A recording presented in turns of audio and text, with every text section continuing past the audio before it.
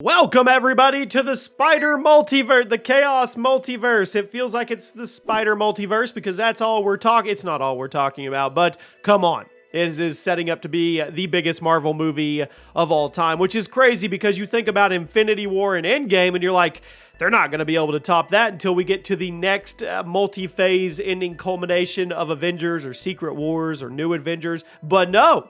It's a Spider-Man movie because they are taking the chance to bring the Spider-Verse to live action. And it's really showing the power of the fans in the community of Spider-Man. Not just Marvel or MCU. We're specifically talking about Spider-Man. Welcome to the channel, everybody. Jimmy or Chaos here. Today, we're going to talk about the runtime. That's right.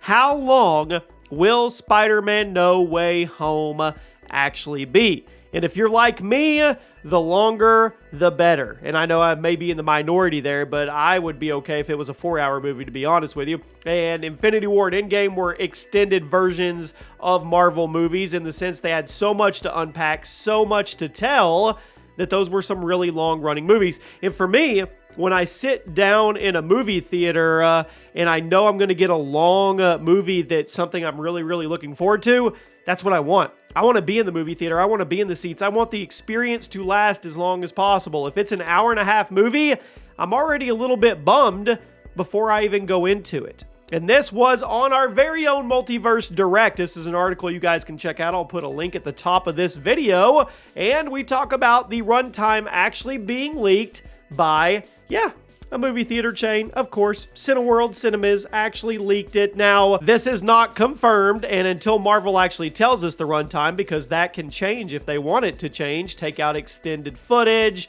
stuff like that.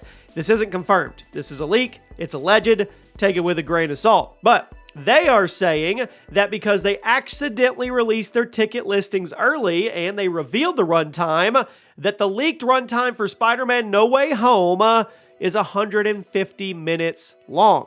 Let me do the math for you. That's roughly 2.5 hours long. Now, for me, if that ends up being true, I'm okay with that. That actually makes it the longest running Marvel movie if you step outside of the Infinity War and the Endgame and the big team-up type movies like that. This will be the longest running regular movie in the MCU, which to me, that's perfect, because if it's going to be what we think it is, and you literally have to set the plot and unpack everything for Tobey Maguire, Andrew Garfield, Tom Holland, the Sinister Six, all these huge entities within the Spider-Verse, you can't do that in an hour and a half. You can't do that in an hour and 45 minutes. You can't do that in 2 hours.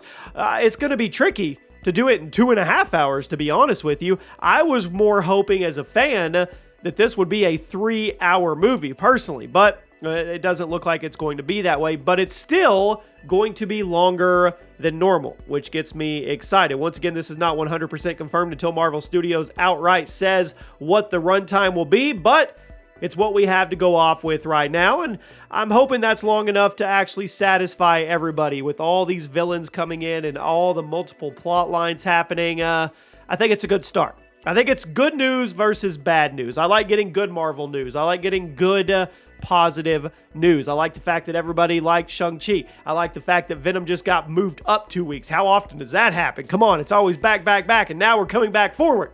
Things are good. You guys let me know what you think about 2.5 hours long. Are you good with that? Are you okay with that as a Spider-Man MCU Marvel fan? I'll see you soon.